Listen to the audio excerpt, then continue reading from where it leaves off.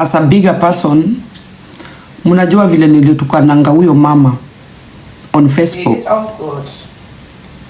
Ile wakati wa there was a misunderstanding about our family land, and I was angry because we were never consulted. That lady is sick. She is very sick. Ako stage 3 cancer. I called her yesterday. I just want to make peace before anything happens. You know what cancer leads to, guys. Sisemi atakufa, hata mimi naweza kufa mbele yake, but it is necessary that I make peace. So I called her yesterday.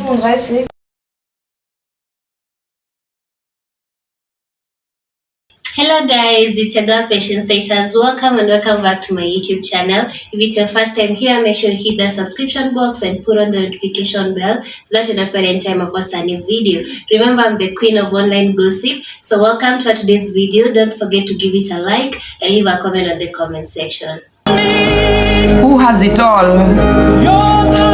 Who is celebrating? Who has made it? Life is a bitch. Life is a bitch. It will box you. Sometimes it will be kind. You will be laughing. Yeah, that is life. And when you smile, think of the people who are crying. It's not easy out here. Yes.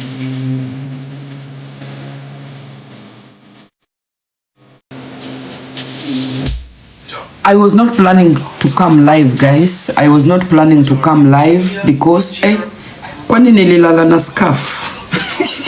I just noticed niko na scarf. Yani nililala na scarf jana. Guys, I was not planning to come live this morning. Normally, when I wake up in the morning, I take my coffee. I just took my coffee. I love fresh cooked coffee. I love fresh cooked coffee, but since we came to this place, I only drink direct coffee. It's still better than not drinking coffee at all. So I was not planning to come live this morning. I woke up at around 7 o'clock in the morning. I don't know what time is it now. Now it's almost 11. I woke up at 7 and saa zingine unajua unamkanga kidogo. You know what we people do.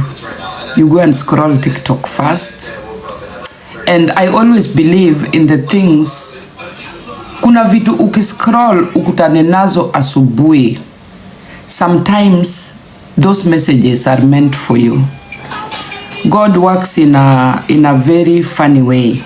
You know, there are some times that you just get lost and you think that your prayers are not answered, and it is like God has abandoned you. And sometimes God uses even TikTok to tell you that I am here.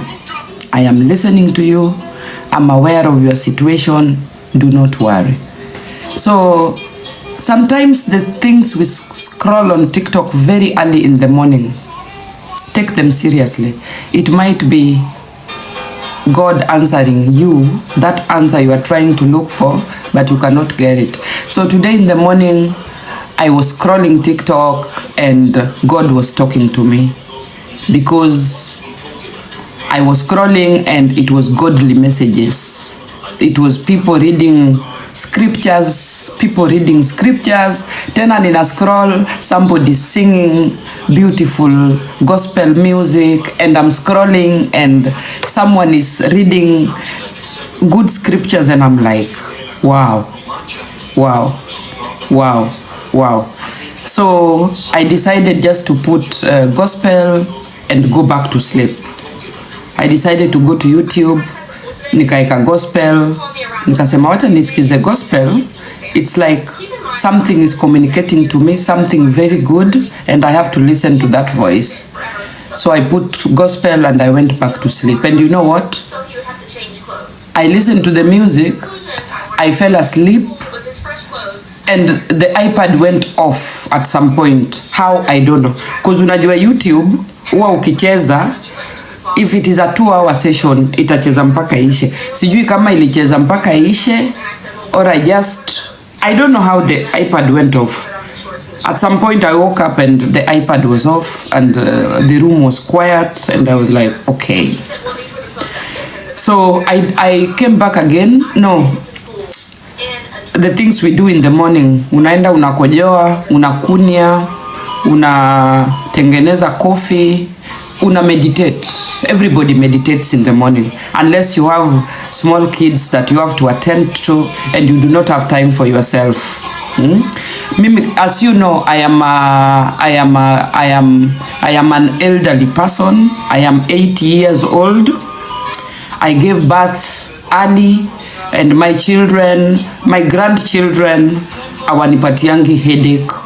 So, you know, my grandchildren are already of age. So niko tu I am a grandmother mwenye, yani I don't have small children running around my house. Yeah, so I have a quiet life. My grandchildren, they don't give me headache unless otherwise. So as I was sipping my coffee, I decided to scroll TikTok again. I avoid Kenyan TikTok in the morning because it is always chaos, analyzing chaos, kudhalilishana, all that bullshit. So I really avoid Kenyan TikTok in the morning at all cost. I prefer foreign TikTok. It is more peaceful, more meaningful, educative. If you are going through something, you will find some encouragement on foreign TikTok, especially American. So I was taking my coffee and I decided to scroll TikTok again. I say to myself, I'm not coming live this morning. I will come live maybe in the evening or something. I don't have a reason kukuja live unless there's something really pushing me. So I scrolled TikTok again on my coffee. I already took my medication. Siku hizi I'm avoiding to take my all medication. I've dedicated myself to taking one medication.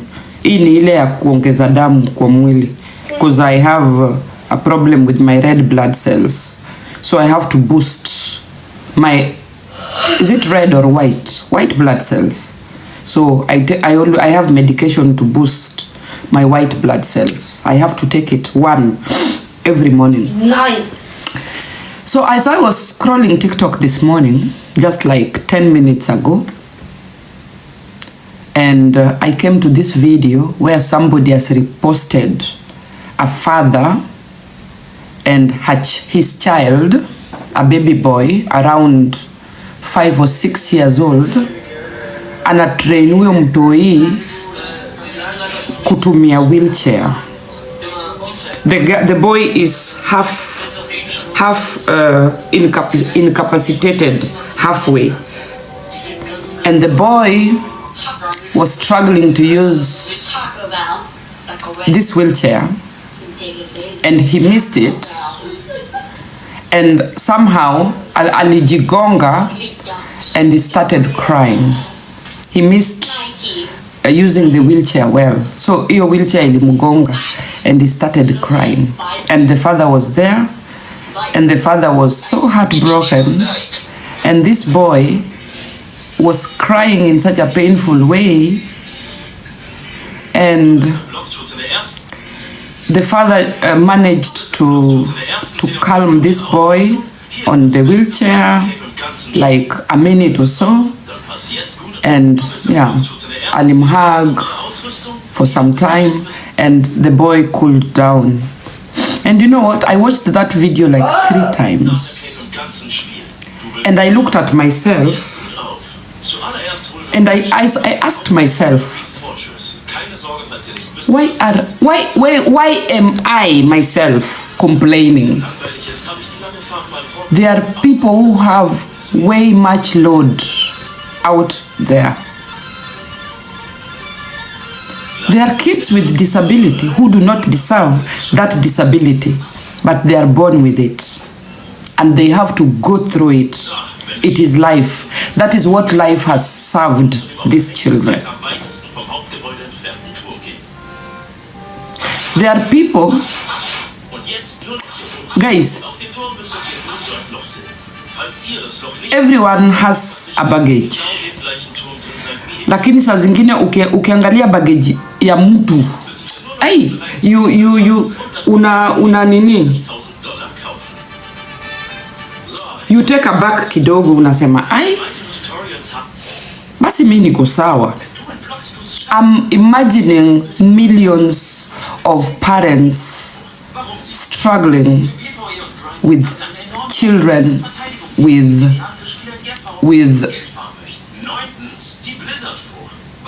so many things. It is not only disability. You know, everybody wants an easy life. And God has given most of us an easy life. But we still don't appreciate it. We are still complaining. And if you look at it well, we complain of very tiny things, very small things. Kuna mtu angewish, mi hata God angenipatia hiyo situation yako na uchukue hii yangu. So why, kwa nini nimefungua live? Nimefungua live because we do not look outside the box. We are so concentrated in what we are going through that we do not realize there are some people who are going through worse situations better than us. Even their children. Children. Wenye wako na challenges hata kushinda sisi ma-adult. Wenye God ametupatia everything, akili, mguu, everything, uko tu sawa.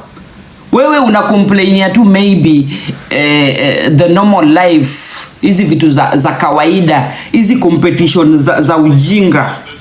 Sijui hauna fridge, hauna TV, hauna gari, kwa nini unaishi kwa room moja, umevaa nguo ya crippling. There is more to life.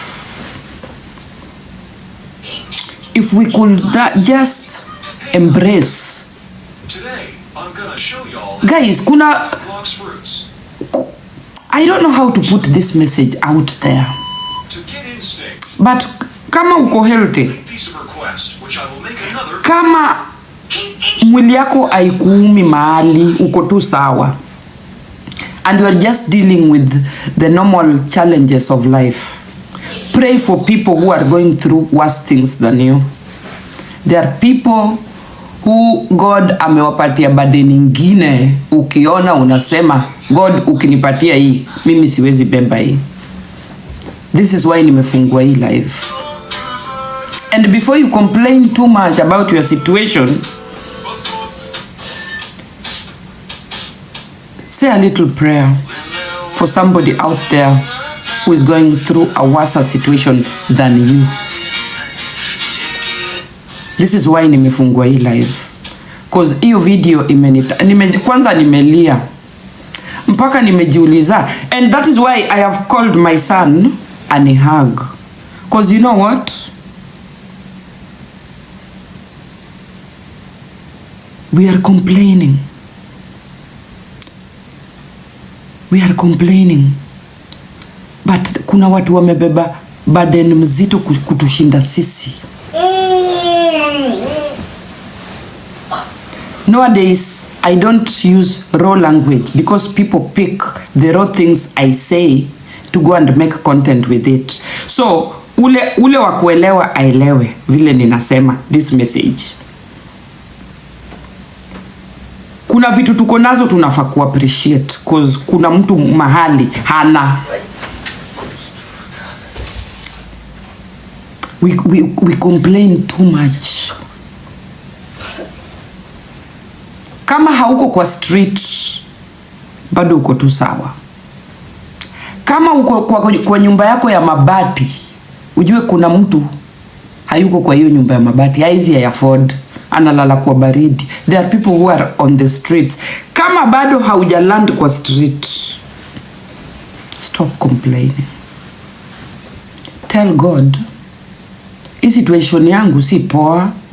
I prefer a better life than what I have now. But usicomplain sana, cause kuna watu that are way worse than what you are going through. There are people who live in mansions, and if they tell you their story, you will break down. Living in a mansion does not mean that those people are thriving or having a huge bank account. There are people who have money but don't sleep at night. Do you know that? Kuna kitu inaitwanga a peace of mind. When you have a peace of mind, you are healthy. Yesterday I called my cousin's mother. Guys, my cousin's mother is sick. My cousin's mother is sick. Wale cousin wangu tulikuwa tunapigana nao story za shamba. The mother has cancer, stage 3. And as a bigger person, munajua vile nilitukananga huyo mama on Facebook. Ile wakati wa there was a misunderstanding about our family land, and I was angry because we were never consulted. That lady is sick. She is very sick. Ako stage 3 cancer. I called her yesterday.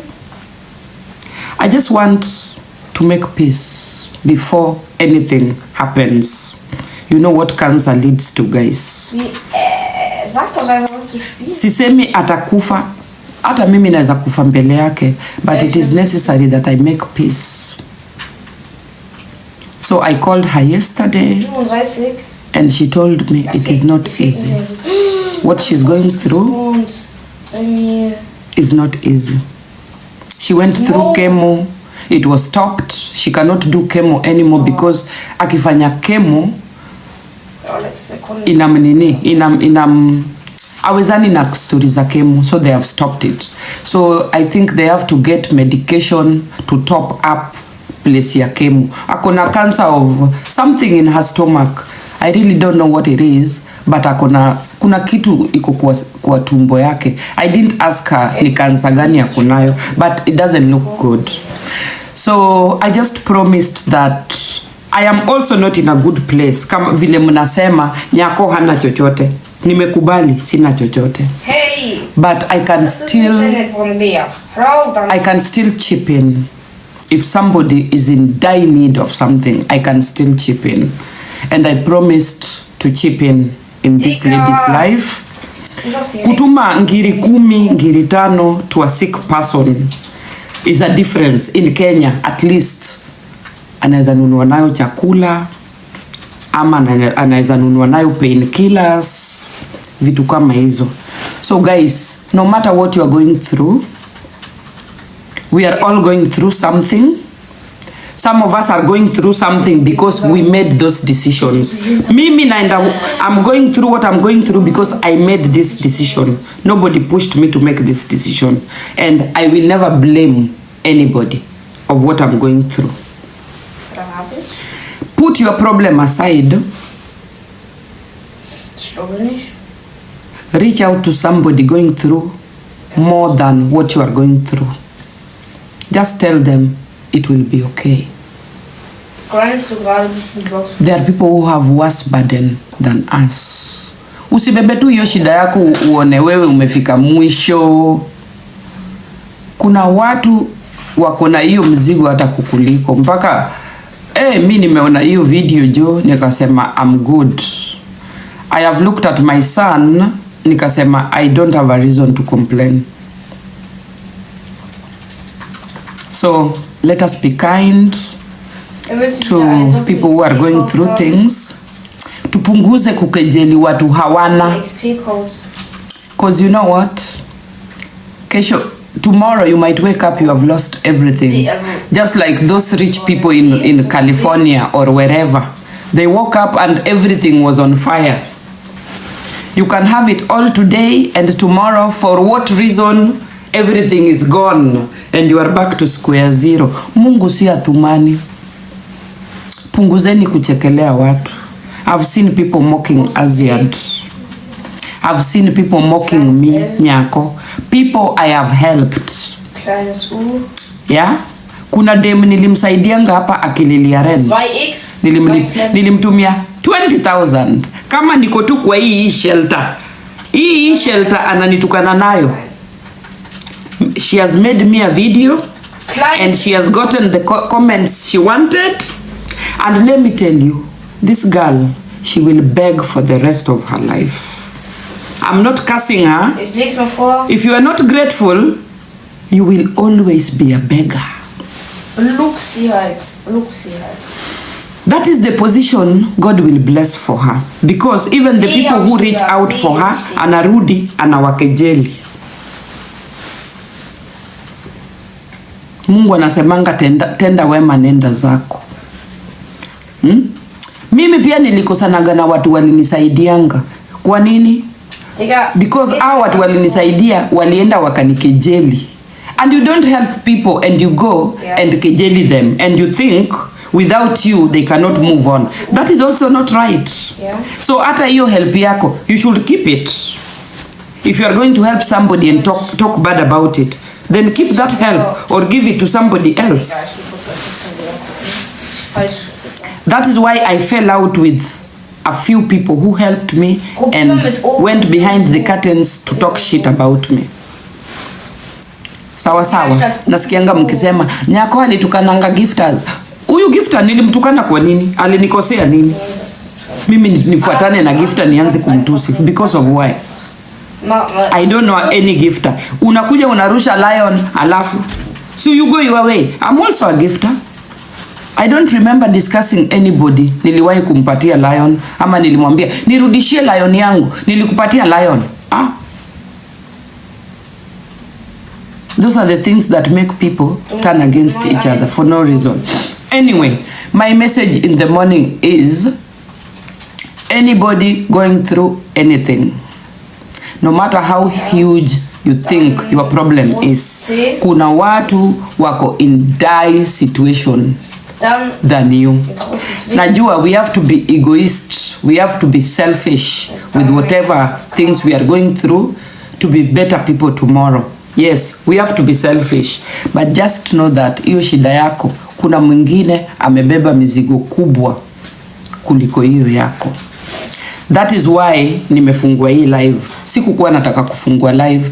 That is the good news I wanted to share with you, and I just wanted to let you know that you know what? It will be okay. Do not drown in your problem. God will make a way. Do not drown in whatever thing you are going through. God is going to make a way for you. Sawa sawa.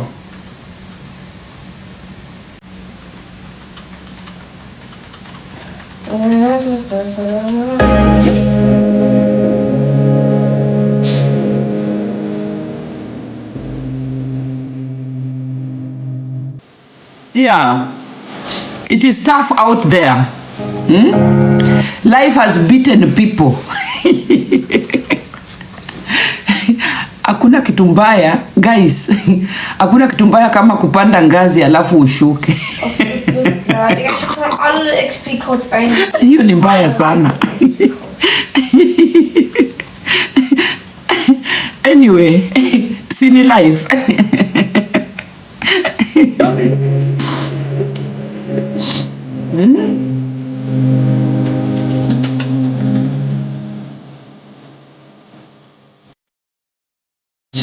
And learn to listen to your inner self, guys.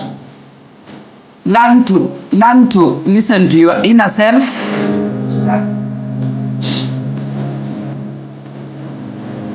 Learn to listen to your inner self.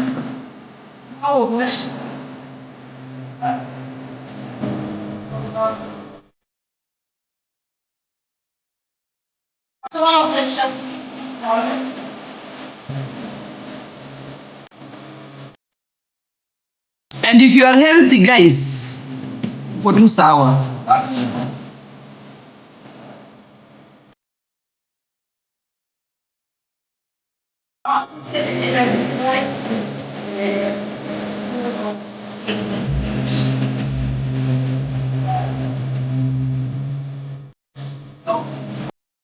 Through fire. You must walk through the wilderness. You must look for water to drink in the wilderness. God wants to sharpen you so that if you reach the next stage of life, you are prepared well. That is why people who believe in God, people who want God in their lives are the most challenged. There's a lot of obstacles in your way. Mpaka mtu ujiuliza, huyu God yuko kweli? God uko kweli? Huyu ni Mungu mgani? Nimemwomba. That is what Satan wants. Satan wants you to question the presence of God. Satan wants you to doubt. And Satan wants you to take the shortcut to life. Because most of us are not patient. You cannot sit somewhere 3 years waiting for God to answer you. Utasema, ai hapana. Wacha nipige kona hapa kwa mganga. Shida yangu iishe. So, be patient. Kuweni patient, guys. God will come through for whatever reason. He will, definitely. Hold me closely to the sun, with love. Nyako, today you are holier than thou. I've always preached, Dr. Robert. Let me block you. I just don't need your ass here. I've always talked about God for the longest time of my life, unless you are new on my platform. Go back to my old videos where I used to wake up at 6 o'clock to preach. Yeah? And because of my situation, I will even preach more. The more problems you have, the more closer you should be to God. Yes. When the problem is becoming bigger, move closer to God, because He is the only answer to our problems. Musinipangie maisha, I will be holier than thou. Na bado inauma.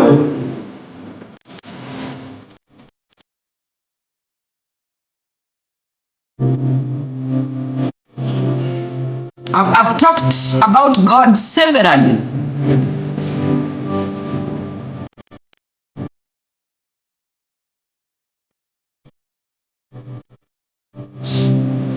And you know what? To top up my talking about God, kuna mama mwingine, an old aged lady, like how many years ago? 5 years ago, when I was working with a bus company. I was driving. The lady offered me a rosary. The lady gave me a rosary. I will show you this rosary today in the evening. And when I was lying in my bed, I thought about this rosary this lady gave me at my workplace. In the bus, aliniambia, take this rosary. We were talking, akaniuliza, what religion are you? Nikamwambia, I'm a Catholic. We were just talking about I think about God. I don't remember what it was. She offered me a rosary. Na hii rosary, all this while, I put it in my car. It is in my car to date. And you know what? Hast du die Quest There is a voice that told me, go and take that rosary. diese Quest zu machen. I will show you that rosary today. There's an old lady that gave me a rosary. And imagine after 5 years, now I want to put on this rosary. For what reason, I don't know. I have the rosary in my car. It has always been in my car. But now I want to put it in my how do you call here? Kwa shingo. Nataka kuiva kwa shingo mpaka nipate nyumba. I believe God is going to give me a beautiful place. Najua watu wananichukia, hawataki nipate hiyo beautiful place. Wamenikazia mkundu. Because you know what? If I get my own place, I'm going to come back. The Nyako you guys used to know. So guys, I'm going to bring that rosary today. My car is just parked a few meters from here. So I'm gonna get my rosary and put it on. There's a voice that talked to me and told me, go and get that rosary. Thank you very much. Kwa wale wanaamini kwa God, mtu asiwa discourage. The more problems you have, the closer you should be to God, your creator.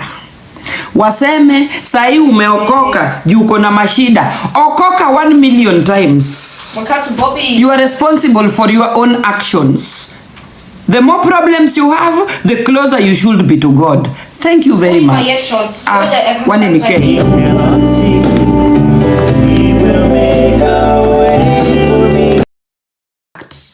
Lakini akikufungulia kitabu yake vizuri, unasema hapana, wacha tu nibebe hii mizigo yangu. Hiyo yako staki.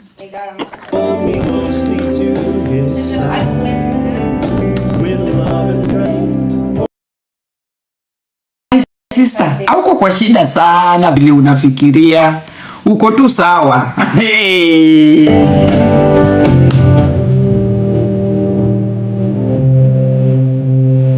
Yangu iko minus. Usijali. It will be okay. Usijali.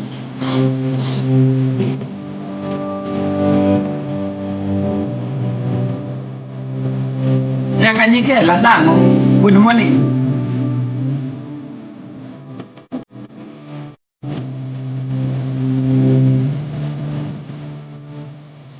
And guys, I told you to discipline yourself in January.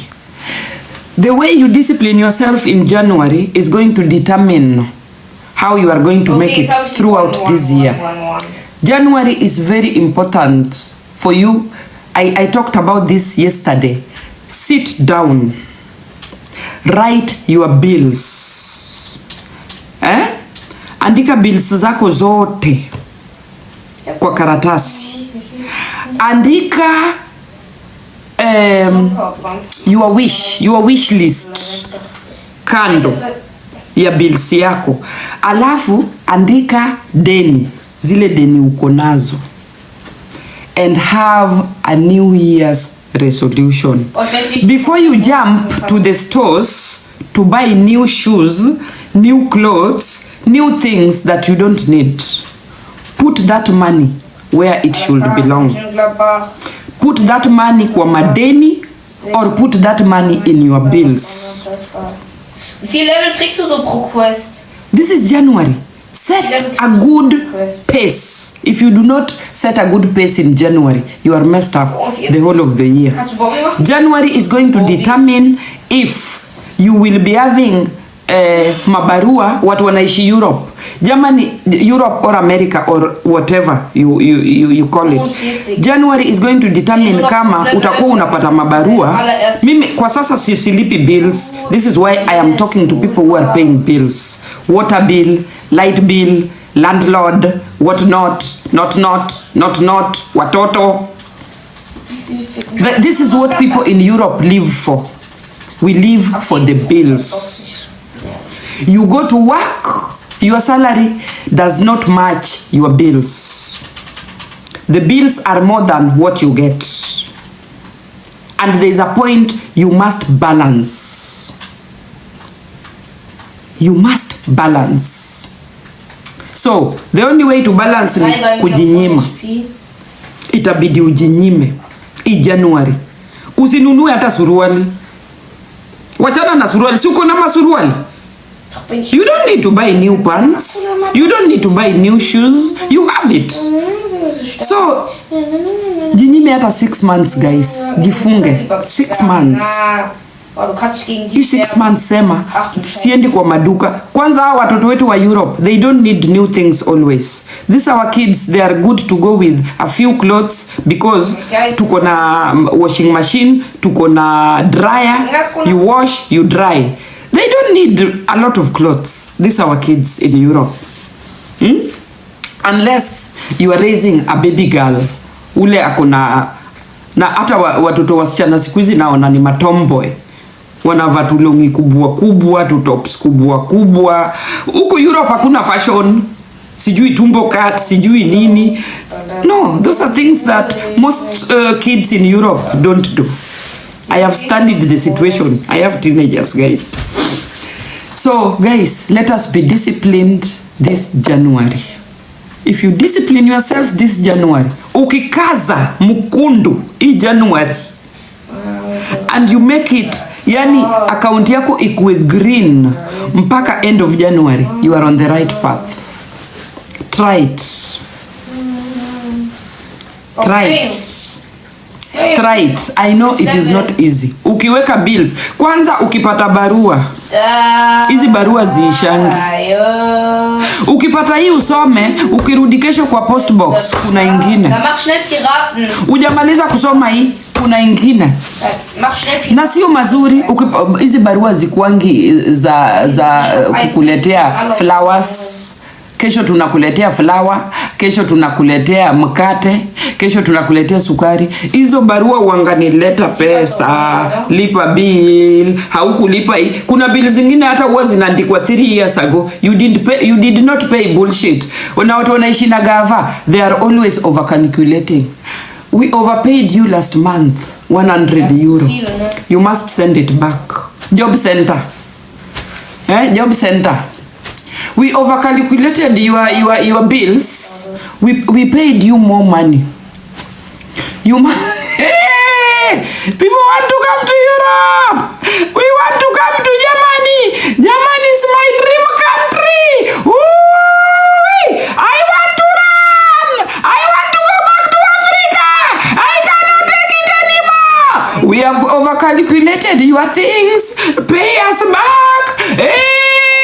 Unaenda kupumzika hivi. We overcalculated. I don't know what. Pay us back. Unaweza piga nduru hii country. They have beautiful offers. Sijui Von Geld.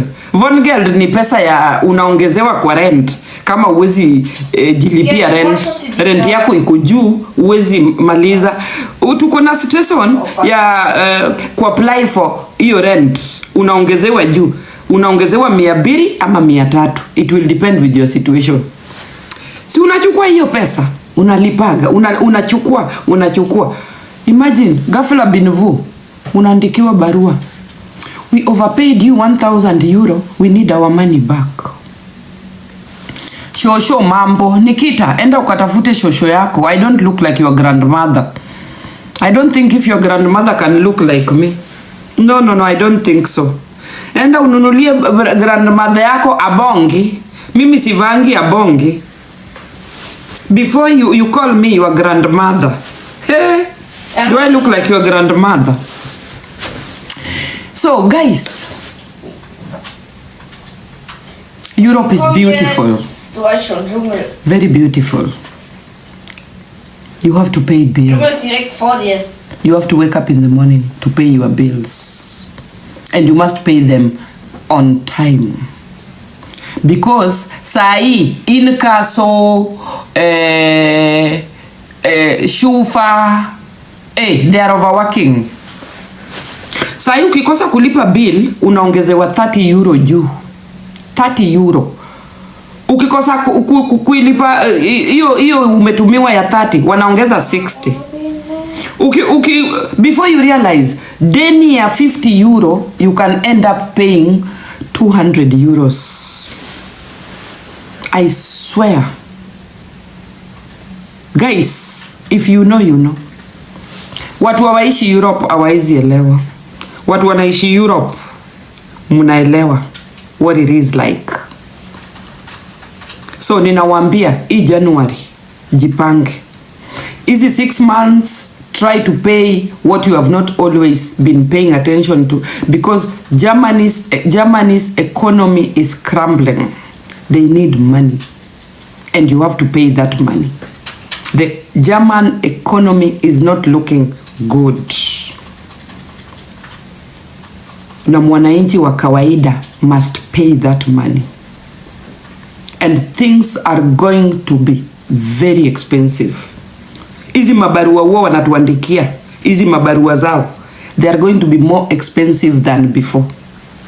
They are going to add things you will not understand. And if you do not pay, you take a lawyer. Lawyer is going to cost you. So, hata afadhali ulipe tu.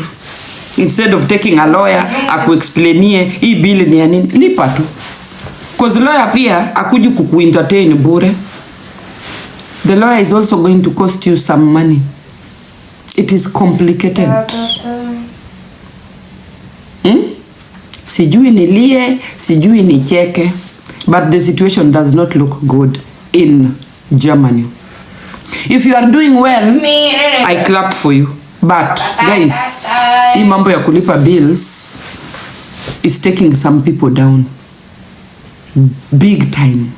Hii mambo ya bill, Citrom, Uvasa, alafu end of the year mtu urudishiwa nini, vile umetumia maji na stima, kama umetumia maji na gas, kama ulitumia mingi, you have to pay more.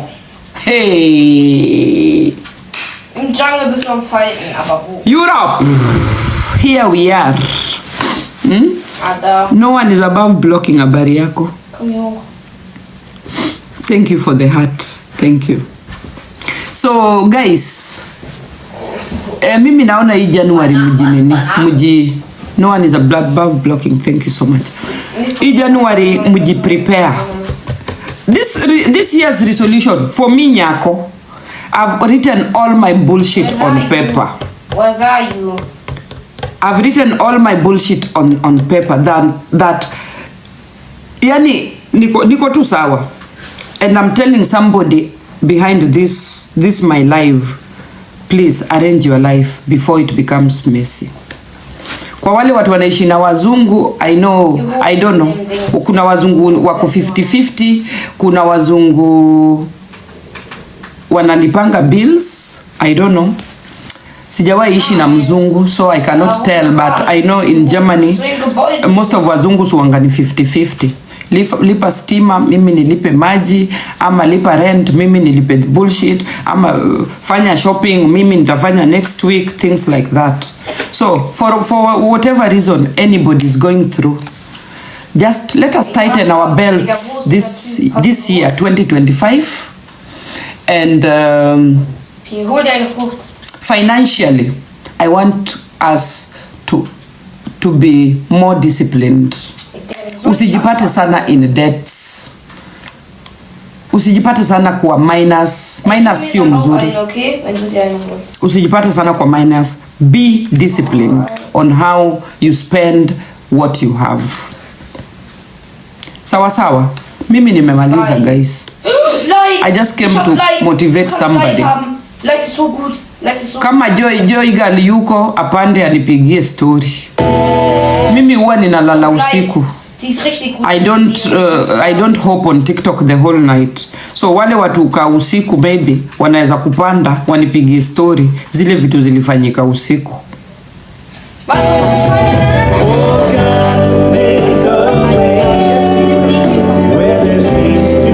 Ashley anasema hiyo minus ndio inaniua mama. Yes, Ashley, I have dealt with minus before. I know minus is horror. And to get out of minus, kwanza hii ya bank uanga noma sana. There are people who go to work in the morning from 1st to 30th, but they are still in minus because the salary does not match your minus. And Und die andere Frucht? the bills, Die andere Frucht, it is messy. Kama uko minus already, getting out of minus is not easy because bills, rent pia inangoja, stima, gas, hizo ni lazima ulipe. Okay. And before you realize your salary yako ishakulwa kwa minus, then inabidi urudi kwa minus because you must pay the bills. So unalipa bills na minus, and then you go back to work again, bado uko kwa minus. I know that ginene iluongo nang, I know that inaitwaje, hebu mnipatie hiyo word. Uanga ni kitu you cannot get out of unless you get disciplined. It is a cycle, yes. You must discipline yourself to get out of that situation. How? Itabidi ujinyime. For the next 6 months, itabidi ujinyime. Useme, I am not buying. I'm going to buy groceries only.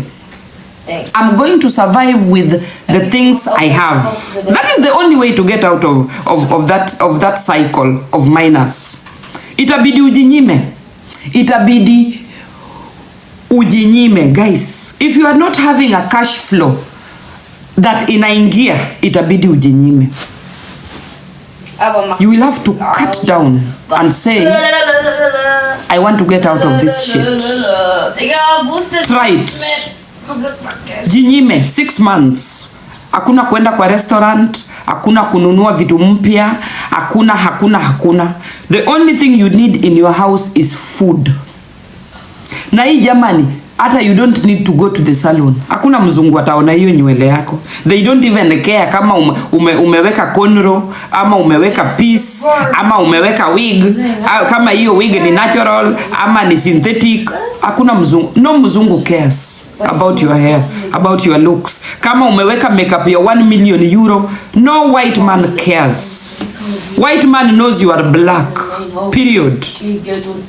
Hata ninashangaanga. We are all, na hata ukipaka lipstick ndio huwa tunawasikia hata more. They are like, a black woman in a red lipstick. Jesus! Huwa wanashtuka.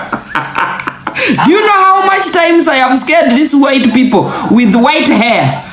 Wananionanga wanacheka. Mtu anacheka. Unajiuliza, ai mzungu anacheka. Because you look funny. To them, you look funny. To yourself, you look beautiful. Ni mindset. White men know that we are black and they appreciate us the way we are. Whether with makeup or not, ama umechora eyebrows, hujachora, they don't care. They know that we are black. Kwanza kuna wengine walikuwa wanauliza, ai black people huangana makeup. Black people pia huweka perfume. I'm like, what? You don't know that we put on, I was very angry. You don't know that we put on makeup too. Imagine nimeamka saa hii sijapaka hata Vaseline. Na nikienda kukutana na mzungu, they don't know the difference. Wewe ndio utajua difference. Nyako hajaweka makeup, Nyako looks funny, Nyako is broke. Hata Vaseline hajapaka mdomo, anakaa aje.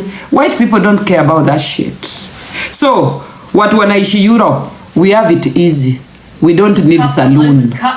We don't need if you are going through financial crisis and you need to save it, baki tu hapo kwa food. Eat good food, pay your shit. Jinyime. Fast for your bills. Fast for your bills, I mean, wachana na vitu auhitaji. 6 good months. If you listen to this advice well, you will come back and tell me, Nyako, thank you. Thank you for putting some sense in my brain. Mtakuja kuniambia hapa asante. I swear. After 6 months, leo tuko January, June, mtakuja kuniambia asante. Na ndio uzuri wa kuishi kwa shelter, jua una bills.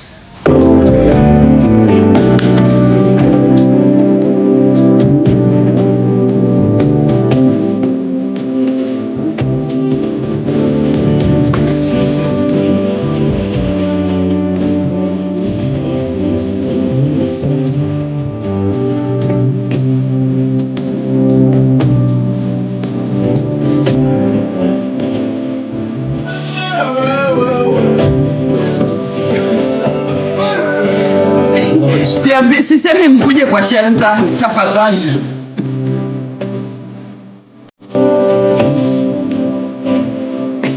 It is just a situation I found myself in.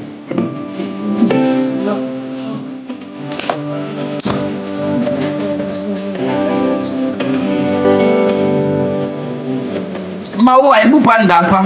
Joy yako wapi? Hebu pandeni hapa my crew, niko na my crew. My crew, hebu pandeni hapa. Naona mnanichungulia hapo. Watu wako kwa minus. Okay, that's why Mtu ananichungulia, anaenda anachukua karatasi. Nimesema watu 600, 300 people kwa hii live are going through what I'm talking about. Take a piece of paper. Maua, mute. Wewe unaishi kwa nyumba ya Mwarabu. Wewe ulipi bill. 300 people. Chukua karatasi. Take a paper. Iyo karatasi gawa mara 3. I don't know, I should do it for you in practical. Chukua karatasi. Wacheni niwaonyeshe vile mtafanya. Gawa hiyo karatasi mara 3. Chukua karatasi ama kitabu. Gawa mara 3. Andika bills. Because Europe and America we live for the bills. Andika bills. Line ya kwanza ni bills because bills must be paid. Line ya pili andika madeni. Madeni pia lazima tukuwe nayo. Ni lazima if you live in Europe. Even if you're a millionaire, madeni ni lazima. Na line ya 3 andika wish. What you wish to achieve this year. Kuna kasufuria unatamani, unataka kununua lakini hauna uwezo, andika hapo. Kwa hiyo line ya mwisho. Hiyo ni priority. Hiyo ni things that you wish. You must not have them. You can do without them. Sawa? Hii line ya kwanza nimekuambia andika bills. Bills, sisi watu wa Europe tunalipa titima. Watu wamenunua nyumba wanalipa mortgage. Mortgage comes with watu wa mortgage. Bado utalipa stima, bado utalipa pipe yenye inapeleka sewage mbele ya mlango yako, bado utalipa lori ya takataka. Watu wanalipa mortgage. Mortgage comes with a lot of things. Mortgage.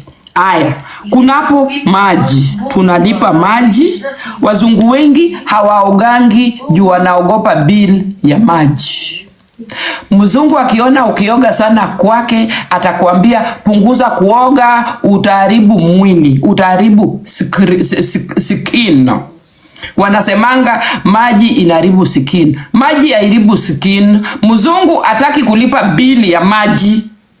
The most expensive asset in Europe is water. Andika hapo maji. Aya, gas. Tuko na winter. Kuna wazungu wana regulate winter, wana regulate heater. Kama hamjui heater ni nini, wacheni niwaonyeshe. There is a regulation of heater. Let me show you what a heater is.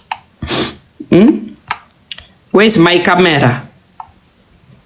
How do you turn it? Hapo sasa. Hapo sasa. Yes. Wacha nitoe hii kitu. You see? Hivi kama naweza wazumia. This is heater. Hii kitu inaitwa heater. Unaona 5, 4, wazungu wengi huwa wanaweka hapa 3. Hapo ndio neutral. Inakuja warm kidogo kwa umbali to warm your room. Hapo kwa 3 ndio watu wengi usave dough. Hapa kwa 3. If you are in a financial crisis, wacha heater ibaki kwa 3. Usikufe na baridi. Mimi kwa sababu naishi kwa shelter nitaweka 5, jubili zangu zinalipwa na serikali. Lazima nichemke. I must be hot. Sawa sawa, hiyo ndio heater ya Europe, inaleta joto kidogo wakati tuna freeze. Sawa. Aya.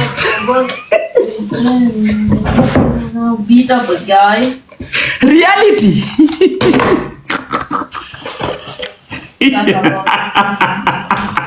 Mimi niko na hita mbili.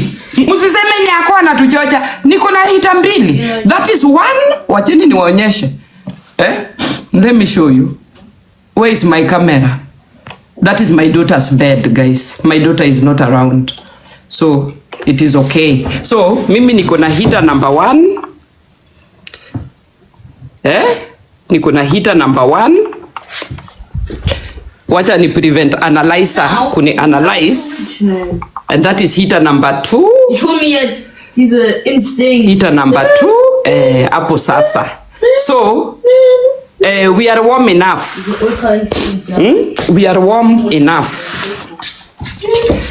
We are warm enough in this room. So, guys, tuko hapa kwa mabills. We are talking about bills. Europe, you must pay your bills. You must. Hakuna shortcut. Umeandika sitima, umeandika mortgage, watu wa mortgage wanalipanga vitu extra. Takataka lori. Kuna tu vitu huwa zinakuja na mortgage. Kuna gas, kuna, by the way, bills za watu wako na mortgage ziko on another level compared to watu wana rent. Kuna maji, kuna gas. Those are the basic bills in Europe. Easy tatu, easy ine.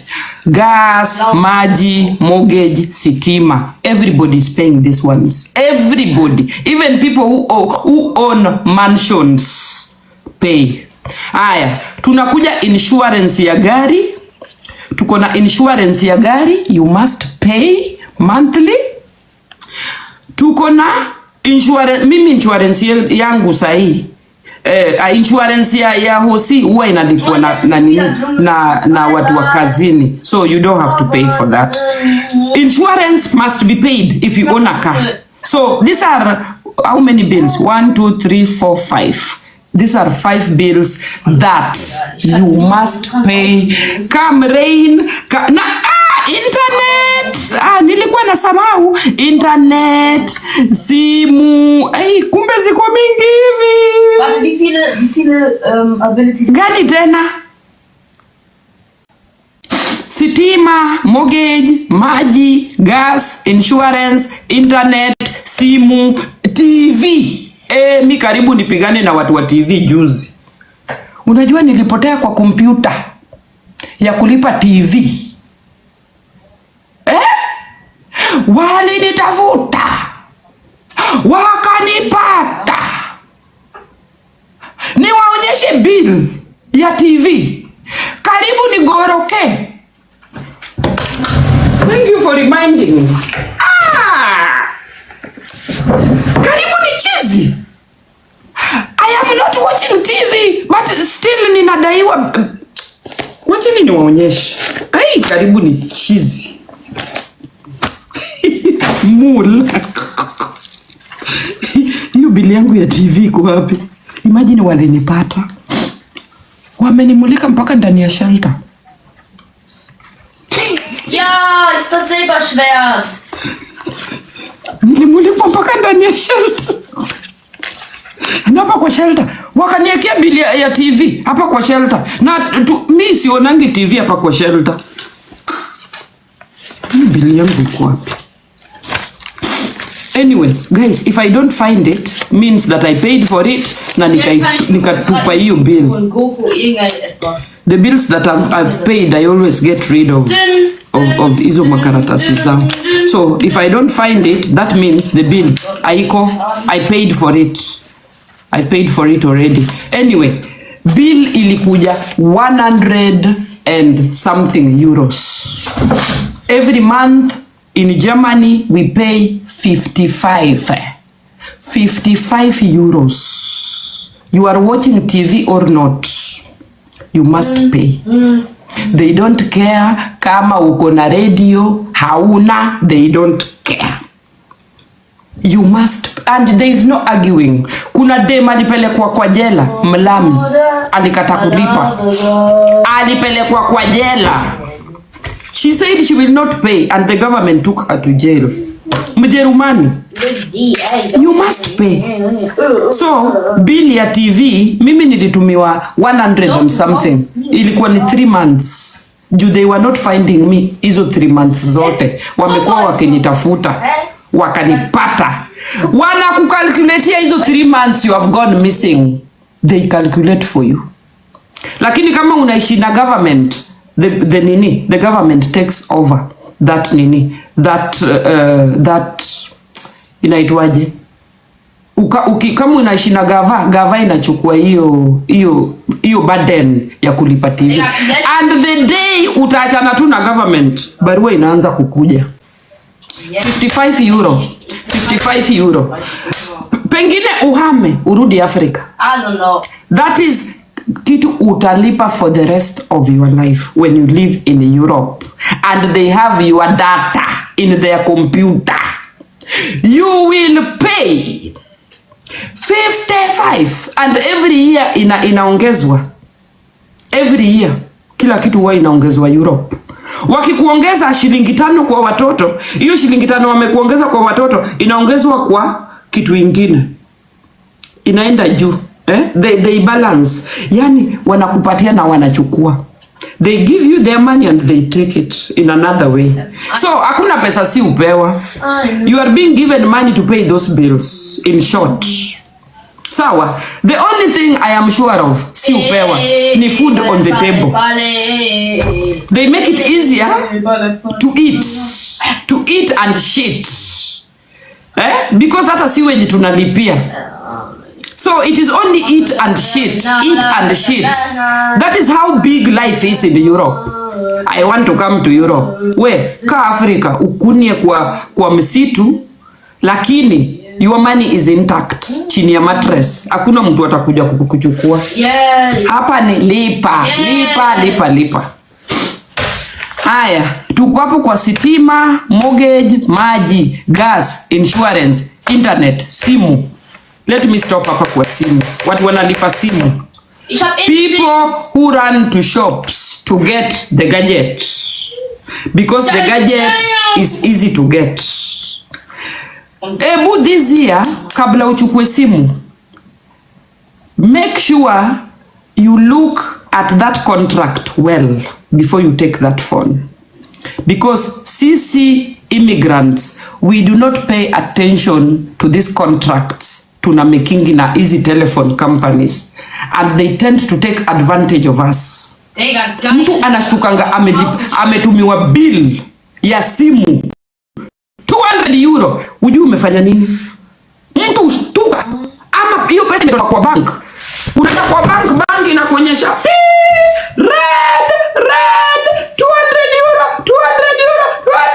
200 euro ni domob mtu kuchukua kwa account yako and you don't know what you are paying for. Mtu uchizi. If you are a hard working person, mtu uchizi. Mtu sema, "Ai! 200." Yote unaanza kupiga simu, unawekwa kwa hold, unawekewa music kwa masikio. Ndong ndong ndong ndong ndong 1 hour. 200 ishaenda. Kabla mtu ashike hiyo simu, uangani computer inaongea na wewe. What do you want? Put your birthday. After you put your birthday, put your cancel. After you put your cancel, we are still busy. Pesa ishaenda. Guys, tuacheni na hizi contracts za simu. Tuachaneni na hizi contracts za simu. The deal looks good, but it is not as good as we think. Hawa ni waizi. They are stealing your hard-earned money. Na ndio mnaona mimi nimekwama na simu ya 1900.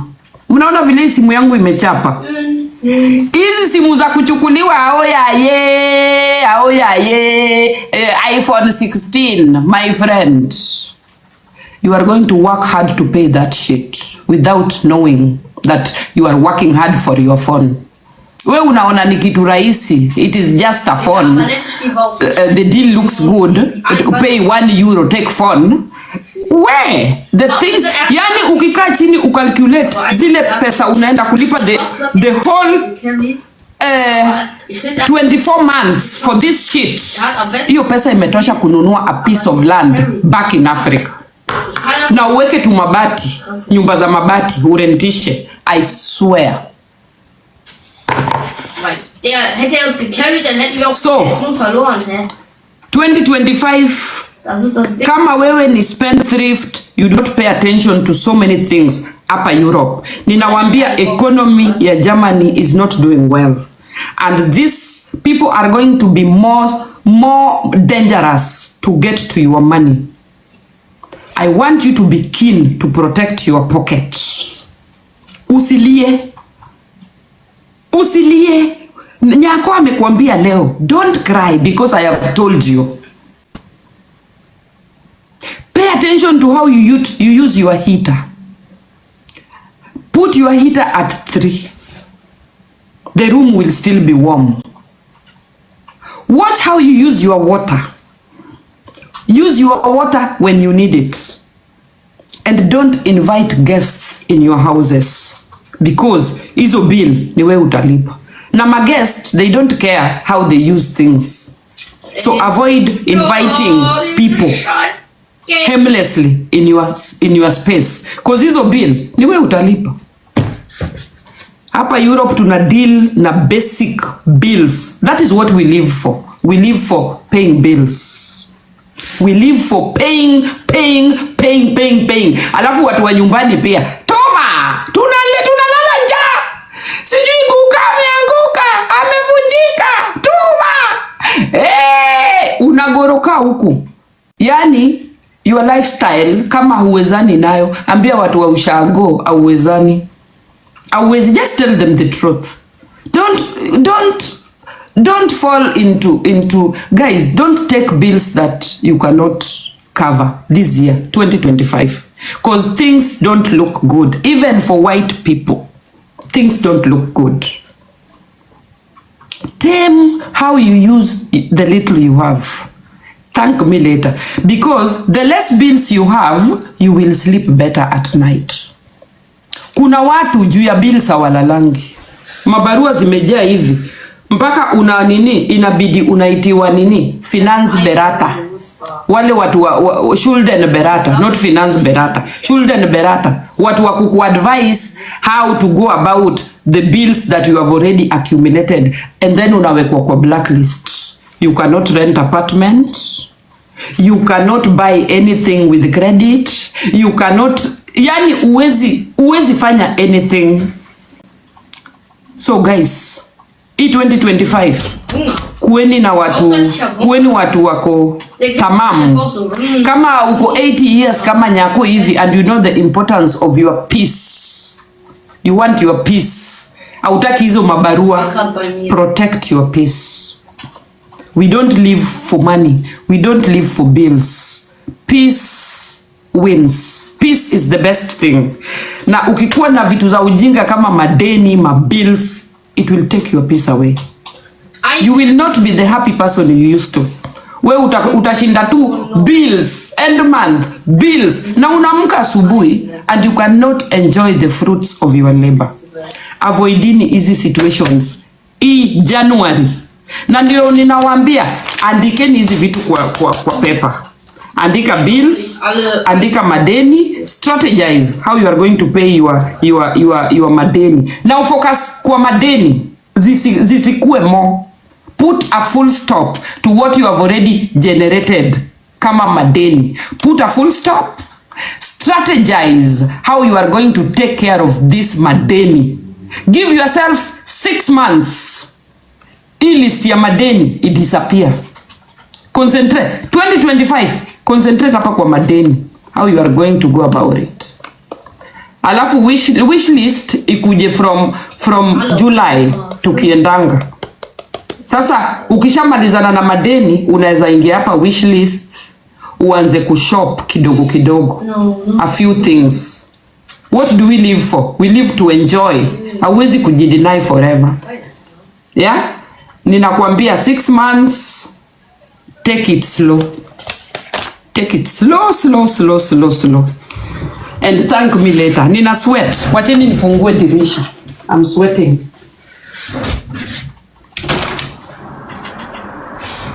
Sawa guys. UDP. Huyo ni UDP wangu. UDP habari yako. So, mumesikia hiyo mafundisho. Weka heater for. No, nimeizima. Yes. Nimeizima na nimefungua dirisha. Joy, sema habari yako. Poa sana mpoa, uko aje? UDP, how have you been? Merry Christmas. See my life again. Oh.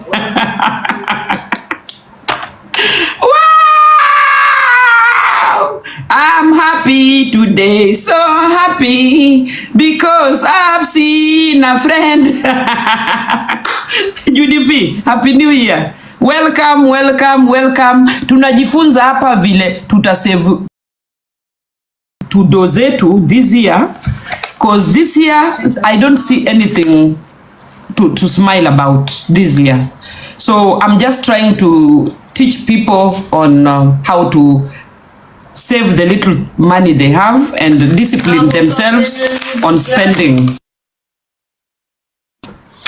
Sasa Joy, sema habari yako. Hi Prezo. Leo umeamka na smile. How are you doing? Morning. I'm good. Thank you JDP. I like the energy of today. Thank you for encouragement. Hata mimi nimeandika by the way. Yeah, andikeni. Hata watu wako Kenya wanalipa bills. It has nothing to do with people who live in Europe. Hii calamity of paying bills saini all over the world. In Kenya you must pay sitima. Na by the way Kenya is even worse. Kuna hii kitu imeingia inaitwaje Joy? Hii kitu inaingia lazima uingize credit. Token. Hiyo Kenya is even worse. If you overdo your lifestyle you cannot use sitima unless unaiba kwa pool. So guys, this lesson is for everybody.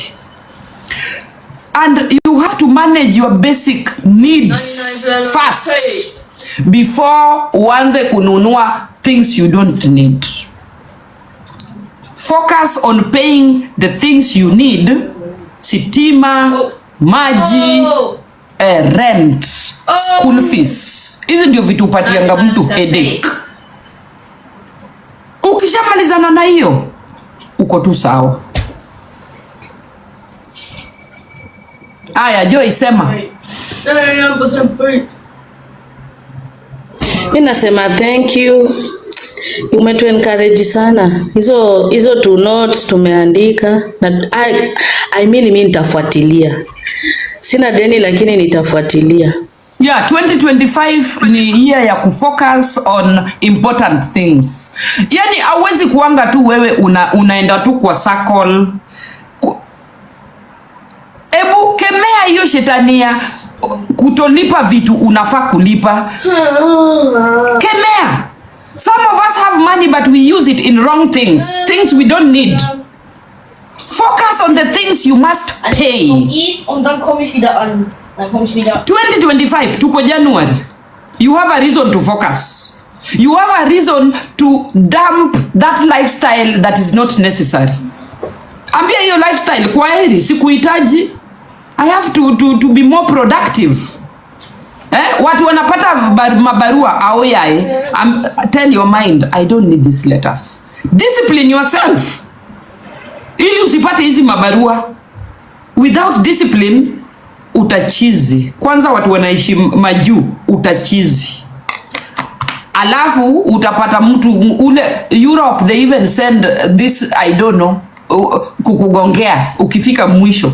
Unapata mzungu na briefcase anakugongea mlango. Mpaka unashtuka. Unataka nini?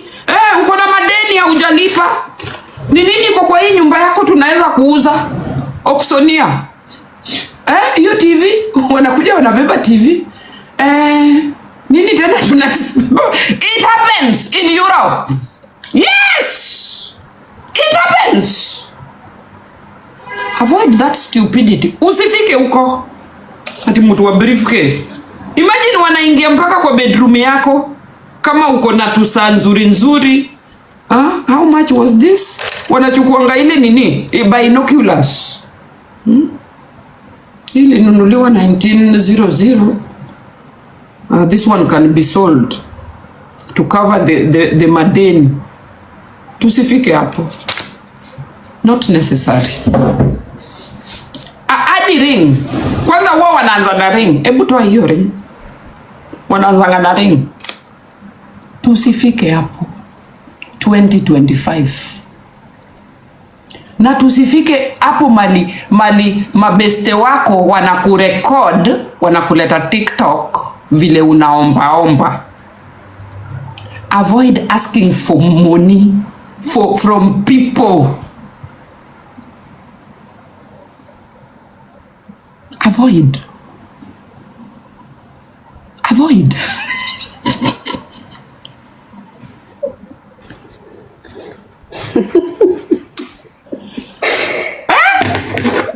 Waambie prezo venye ni ngumu. Nikanje hapo ngiri. Usipojipanga. Na uwezi lipa. Usichukue. Wachana nayo. Just go through your hardship. Ambia Mungu alhamdulillah.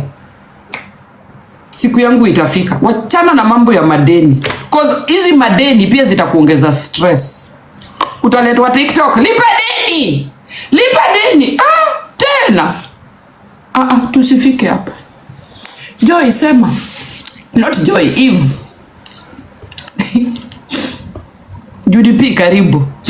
Judy P. Eve sema.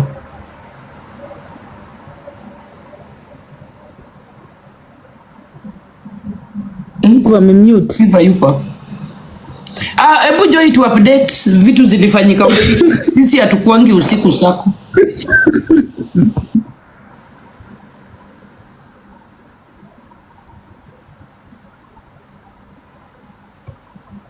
Joy. Pendo wapi? Ninaongea na nimemute. Nasema prezo, unawaambia ukweli. Waambie hapa kama ni simu utaenda uchukue. Good morning. Hapo utaenda uchukue hiyo iPhone 15, sijui iPhone 16, not 15. Na shilingi moja. Na shilingi moja. Unataka gari utaenda huko uchukue na 100 euros. Baki kila mwezi unalipa, na usipolipa watapepa hiyo simu na vitu zingine extra. Yes. Na ukikosa mwezi moja wakikucha kwa akaunti yake itiko red, next time umeongezewa 30 euro. Mwezi ingine umeongezewa sijui 100. Sahi sio mwezi ingine 20 euro. Sahi unapewa 200. Sahi unapewa 7 days. If you don't pay wanaongeza. Utaongezewa at the end of the day hiyo pesa ungenunua tu hiyo kitu cash. Kama una uwezo achana nayo. Guys, let us sacrifice. There are things we don't need. Yeah, achana nayo. There are things we don't need. Yeah. Hapa si lazima ununue kitu cash. Ikikufurahisha utanunua. Kama ni TV sijui ni mita ngapi utaleta. But kila mwezi wako hapo wanataka hiyo pesa. Na usipolipa. And these are the things that make us poor for the rest of our lives. Yes. These big companies, they have made ways to make you poor for the rest of your life. Yeah. Because hizo vitu they sound very lucrative. They sound affordable. Attractive. They're not affordable. Yeah, they are not. Unasikia tu eti mwezi utakuwa unalipa sijui ni 60 euros. Unaona 60 euro ni kidogo. Hii TV yote hata mimi niweke kwa nyumba. Ndio hii simu. Sijui utakuwa unalipa 20 euro kwa mwezi. 20 umesahau ile 60 uko sasa kwa 80 vitu utalipa. Ndio hiyo sijui ni fridge. Hiyo utalipa 50 pop kwa mwezi. Hiyo ni kidogo. At the end of the day uko na 200 euros unalipa kila mwezi. Na ukikosa ukikosa 400. Alafu hizi vitu za bank inakuambia inaitwangaje ile pesa wanapatia watu kwa bank? Dispo. Credit. Hapa Ujerumani inaitwa dispo. Hey! Ukikubali dispo, kuna watu wekewa 1000 euro. Banki na kuwekea nywe, tumia. Hey! Usikubali dispo, ambia bank hutaki. This year, kama uko na dispo, enda ucancel. Enda uambie bank staki. Dispo ni credit, ni credit. Wanakutumianga for free. Preso, hata kuna yenye walinitumia juice 10,000 euros. If you want. Si ati umeuliza unatumiwa, unataka 10,000 tutakupea. We, overdraft, inaitwa overdraft. Wachana na hiyo pesa. Hiyo pesa ni tamu and getting out of it is messy. Kabisa. Say no to overdraft ya bank. Bank kuambia tunakuwekea 100,000 every month. Unaweza tumia and then you pay. Unajua the more you use it the more unalipa nini? You pay inaitwangaje? Hiyo ya juu, kuna percentage ya juu. If you use that 1,000, kuna ya juu, lazima ulipe bank. Profit. They must make profit from that overdraft. Avoid that money. That money is 50%. Yes, Sinzen, genau, richtig. Yeah. That money is very wachana nayo. Hii 2025 make a resolution. Sacrifice, sema vitu za free pia hautaki. Utakula sweat yako. Live on your budget. Yeah. Things you don't have, wachana nayo. Ona tu ile pesa yako na saving kila time. Ni ngapi unaweza toa kama ni kitu unataka kununua. Kama hakuna achana nayo. And by the way, if you discipline yourself, guys, utajipata you can save your own money. If you discipline yourself, utajipata do inaingia kwa account yako and you don't even need that money. Juu hapa Europe kuna do extra kila mtu huwa analipwa. Kama uko na watoi, kama kuna tu do. You can end up not using that money if you discipline yourself. Yani pesa inaingia kwa account, una smile tu, au shiki. And that will also make it possible for you to make holiday. Because you have extra money. August ikifika, everybody's going somewhere. Hata we unafunga virago. Unasema, hey, this time I have made it. I'm also going somewhere. Imagine if you discipline yourself, you can make holiday with your own money. I'm telling you for free. Try it. Tengeneza account yako extra account ya all days. Unachua kila 50 pop, kila mwezi 50 pop inaenda hapo na haiguzwi. Extra money ya shopping yako unachua hapa nayo, hii tu ni shopping inatoa hapo ndani. Hakuna kitu kingine. You will manage. Lakini tumeacha pesa hapo hivyo, sijui nini unaingia hapo. Tengeneza, watu wanatengeneza akaunti mingi, kila kitu imesimamia. Kama ni mambo ya insurance, hii account imesimamia tu insurance za gari, za nini. Hii account ni ya nini peke yake, ni ya holiday peke yake. Hii account kale kapesa kana baki juu, hiyo nao unaweza fanyia yenye unafanya. Yeah? But ukitaka hii unaenda 30 account yenye inahusika. Msiweke pesa kwa account moja. Create account for something na ni hiyo something peke yake unaingilia hapo ndani. Don't. Usiingie kwa kitu kingine, ujidiscipline pia. Nitatoa sababu ya nalipa hii. Utamake. Yeah. So guys, 2025 sacrifice 6 months. January, sai tuko winter. We don't need much. Cold season. We consume more when it is warm. So from now mpaka June it is cold. Hakuna jua as such in Europe. So we don't need much. We need to be warm. We need to eat warm food, things like that. People become extravagant in summer when it is hot. Watu wanaenda nje, wana spend, mara swimming, mara nini. So you can discipline yourself for the next 6 months mpaka June ifike. Si uko tu sawa. Na June ikifika unasema unajipatia mautisha. June ikifika, at least I will have gotten rid of these things that are bothering me. Ukiwa focused, you can get rid of that shit and start afresh. July ikweni your beginning month of 2025 with a lot of laughters. Yani ukiangalia bank account yako unasema you will not bow down to capitalism. Capitalism inatumaliza sisi small people. Ni capitalism. The government is gaining from small people because we are not very focused on how we use the small money we have, and the government ends up taking it back, all of it. Joy, That's true. able to update what happened in the night hour. Kapo kiwak mungodes habari ya Update. Yeah, to Update ni hizo tu za Aziad. Hizo tu za Aziad ndio zinaendelea TikTok. Nani mwingine? Hakuna ingine na ya Cindy. Bas. Mimi hiyo story ya Aziad hata sitaki kucomment wada. Ni hiyo tu. Hiyo story ya Aziad, she's a woman like me. Anybody can find themselves in that situation. Mi hata siwezi comment cause hapana. Siwezi comment kwa hiyo story ya Aziad. Siwezi comment juu I don't know. I just don't want to comment about it. Staki. Tiziana amedu.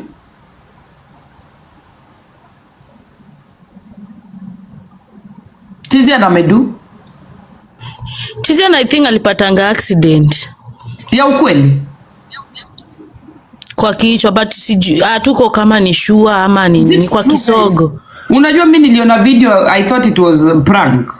Ilikuwa ni ya ukweli? It was true? Yeah, I think so. Alipata accident Mimi niliona ni kwa kisogo. Kwa pikipiki yake. Si ni mtu wa Ndudhi? Sina comment. Acha niweke music. Wacha. Ebu change your story.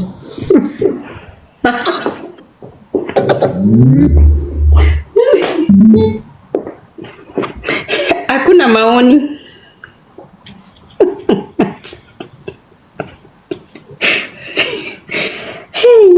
Do you know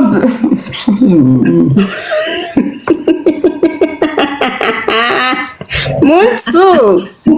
High five kwa Mutsu.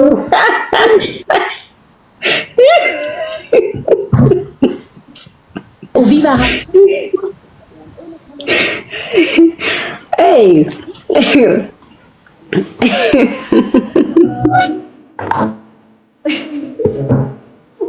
mind my business? What is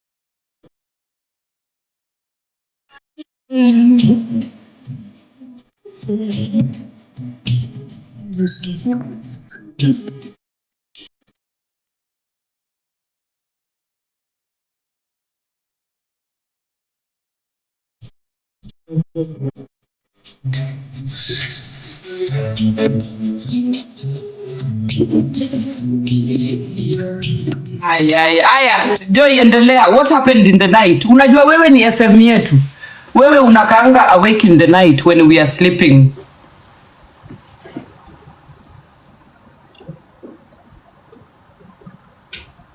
Najiongelesha. Update number 3. Nyako advising Cindy not to go to things where she's not needed, to occasion where she's not needed.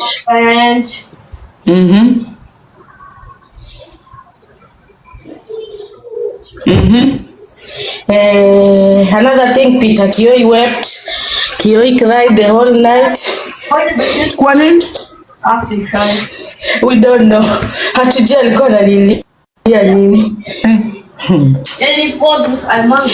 Walalo, January chochote.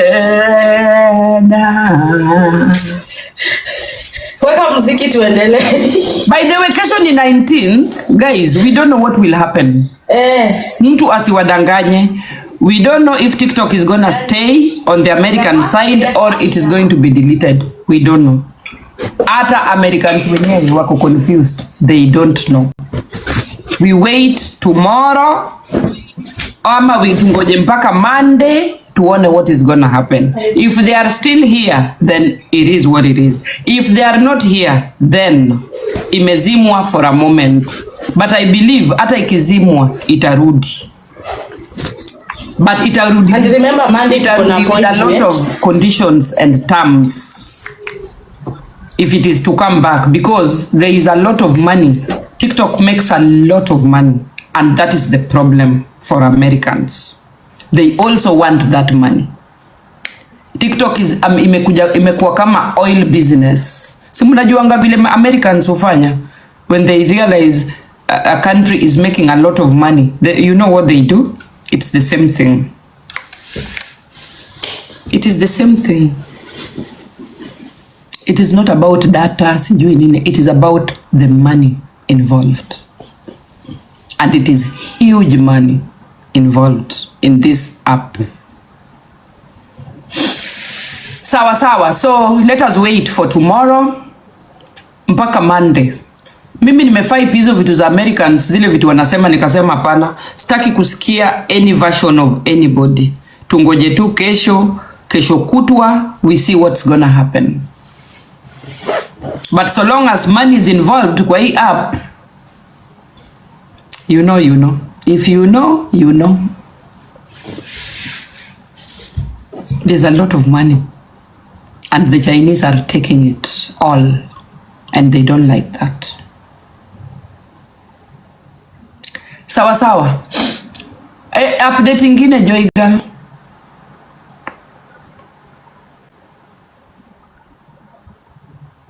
Joy Girl ako kwa choo. Hapana. Uko hapo na kwa si nakunywa. Anakunywa chai. Sipaka nimeze kwanza ndio niongee. Chai pia uwe na mezwa. Siko na escort wada.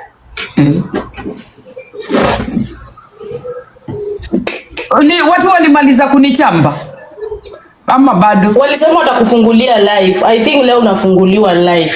Ai, wafungue mpaka December.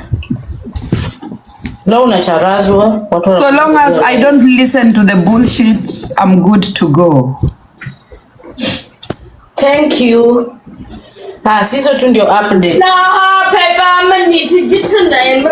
Run for I'm camera. Shabunga. Mama so esne. Awa was my move.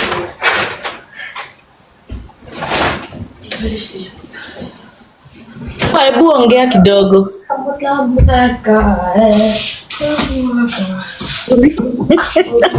Story tu ni ya Prezo vile ametuchanua kuanzia Januari mpaka mwezi wa 6. Yeah, we have to discipline ourselves.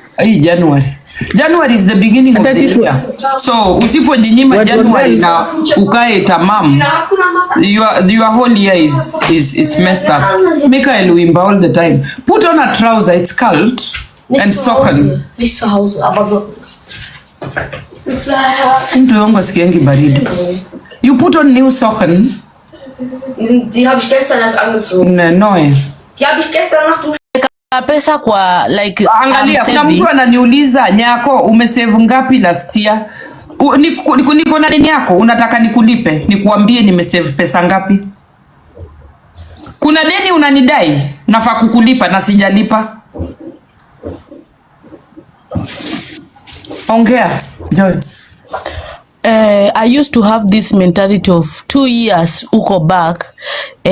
Nilikuwa na ona ati nikisave baadaye kitu ikitokea hello hatuna hii, unarudi kwa ile saving yako unatoa unawatumia. So I used to see it's better I do chama kuliko kuweka kwa simu.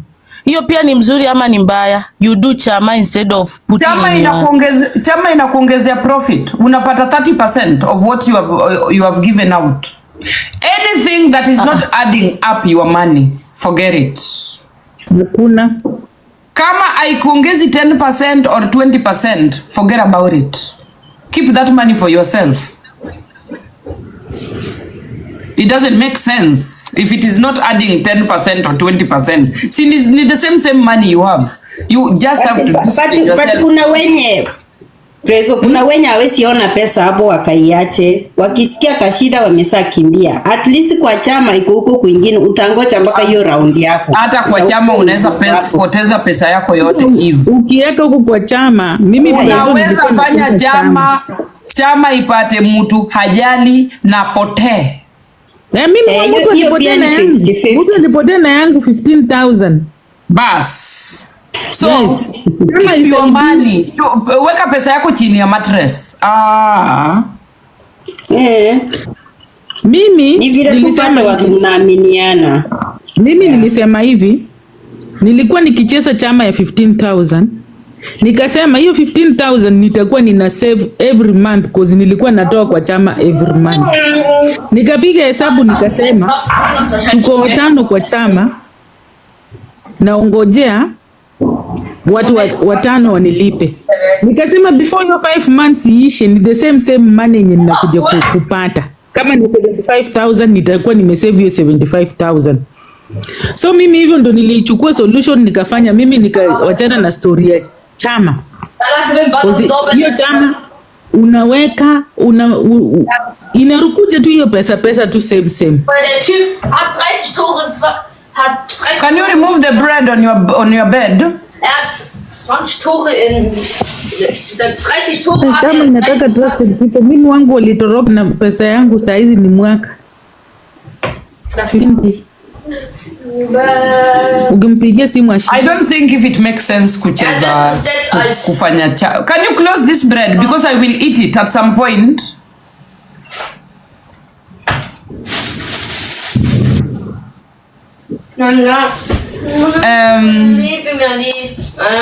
Guys, I don't care what you do with your money.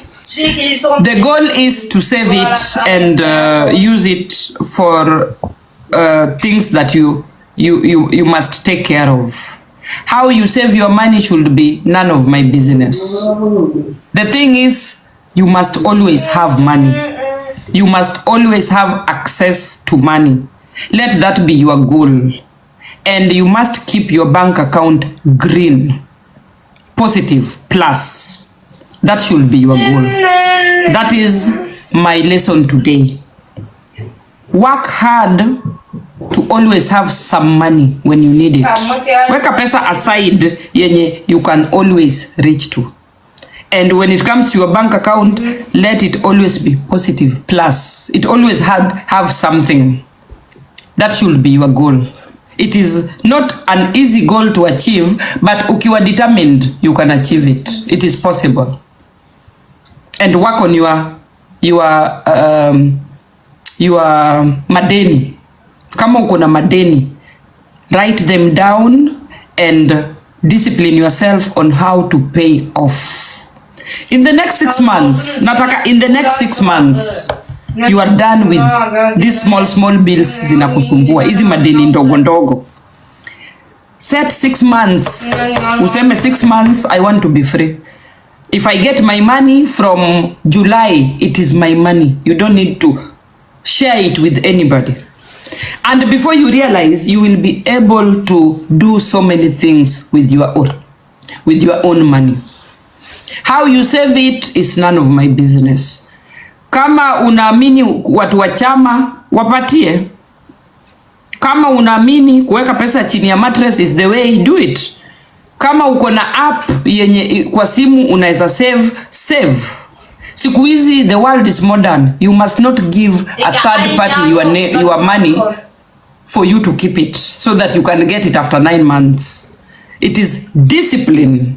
If you discipline yourself, you can still keep your money on your own.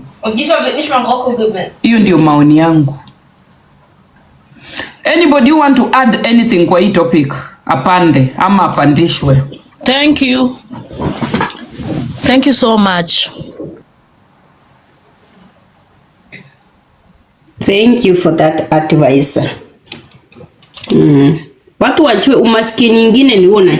Yeah, stress nyingine ni hapo. Yeah. Watu wamelani. Tumepata mafunzo ya kutosha. Ni kujipanga. Anybody want to add anything kwa hii topic? Apande. Mapesa madola. Huyu amepanda by mistake. Amesema app na tumemwapo. Watu wanataka waapiwe waandike kwa comment section guys. Amesema app mara mingi huyo mapesa madola. Tuone kama atatoa. Bibi ameogopa. Ati I join. Hata P4, hata kutoka P4 ameuliza sijui mara ngapi. Maybe hakuamini anaweza apiwa. Kuna mtu mwingine anajaribu na uko hapo. Mapesa madola kucha hapa chua tu 10. Masikei anasema tutakuja kuongezea tu hii topic, si kitu kingine unaleta. Yeah, only this topic guys. Yeah. Is a con. Okay.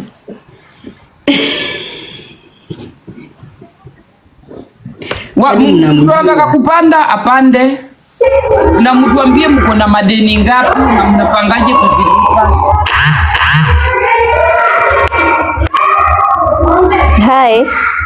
Hi. Naitwa Masikei, nimependa hiyo topic yako ya kusave. I wanted to advise guys on saving models. Siku hizi watu hawaingii kwa chama eti mnachanga eti pesa eti una save 10,000, mnazungukana watu 10, by the end of the year mnapewa 10,000, 100,000. Hiyo ni mambo ya zamani. Siku hizi kuna vitu zinaitwa money market funds. Hapa Kenya kuna nyingi sana. Kuna kama Britam, kuna kama Sanlam, una save iko na 13% interest. Hiyo ni per annum. Kwa hivyo ukisave 10,000 by the end of the year utakuwa na interest yako ya 13,000 juu. 10,000 kwa mwaka, kwa mwezi. For Britam rate zao saa hizi ziko 13%. Nitaambia watu Britam juu mimi nimeitumia na ni investment imekuwa for a very long time. Kunazo zingine zinaitwa makina Etika, kina Zinela, but hizo nitajimute aje. I want to mute myself. Kwa wangu anaongea. Sawa. So kitu kama Britam ni kitu yenye imekuwa for a very long time, so ni kitu inajulikana. So ukienda kutafuta hizo vitu za money market fund, usiende kutafuta hizi app zenye ni mpya zenye hazieleweki. Utaweka pesa yako after 2-3 months upate app kalipotea. Kwa hivyo fanya due diligence vizuri.